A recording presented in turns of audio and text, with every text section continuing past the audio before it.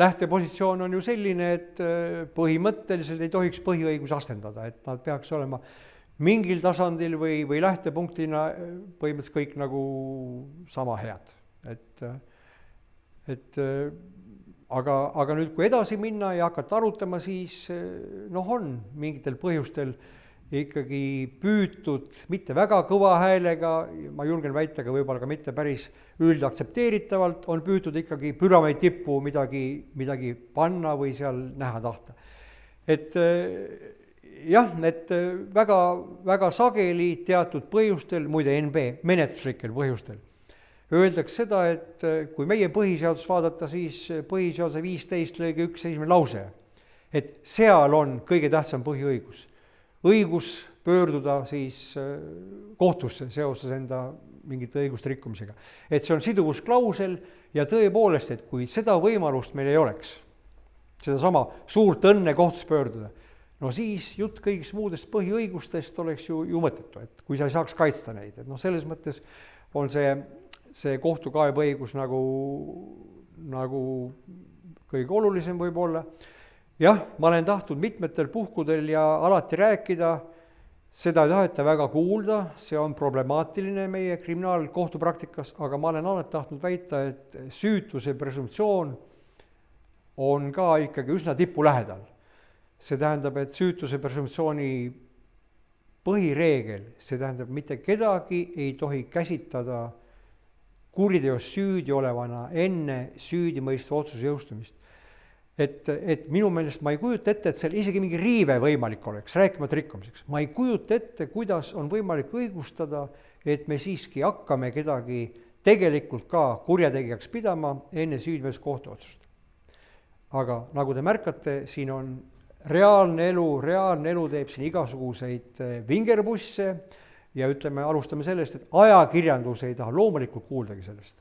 Ajakirjandus tahab panna oma reeglite järgi ikkagi häbipostiga ka neid isikuid enne süüdimõistva kohtuotsust, teatud põhjendustega ja nii edasi. Kohtupraktikas on tõsine probleem rahapesu asjades meil.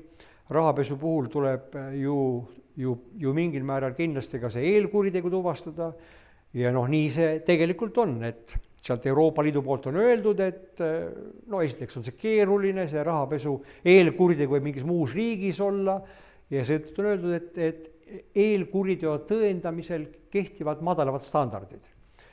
Mind see väga ikka häirib, et kus see piir on, kui sa siiski ilma süüdimõistva kohtuotsuseta saad öelda, et eelkuritegu on toime pandud. Probleem on ju selles, et kui sa seda ei ütle, siis on keerukas minna rahapesu juurde. Et see on see teema. Aga sellele minu küsimusele ei ole väga lihtne vastata ja ega väga ei ole meie praktika tahtnud vastata.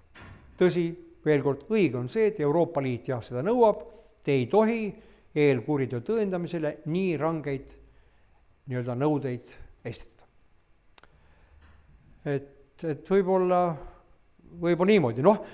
Veel kord, tuleb meelde ikka alati sellega seoses, kui hakatakse rääkima, et põhiõiguste asendamisest, et arvan, et küll, et pikka aega nagu arvati, et selline piinamise keeld või et ütleme, et seda ei ole kuidagi võimalik õigustada.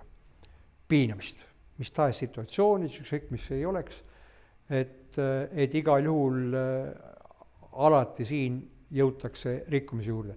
Ja veel kord, siin on mitmeid kaasuseid olnud Saksamaal ka ja tõepoolest, kui hakkad mõtlema, võidki jääda mõtlema. On mitmed kaasused olnud, kus siis on näiteks tõesti terrorismi asjaga tegemist ja on täiesti tõsiselt arutletud selle üle, et aga miks mitte sellist väikest piinamist lubada, kui keegi vend on käes ja on teada, et tema tõttu kusagil on pantvangis, siis keegi laps näiteks, et miks mitte siiski veidi lubada. Et see diskussioon on omal ajal päris teravalt ülal olnud, minu meelest päris lõpuni lahendatud ei ole, aga kui mingi diskussioon on ülemal, siis see näitab, et tegelikult ütleme niimoodi, see mööndus meie õiguskorras on täiesti olemas.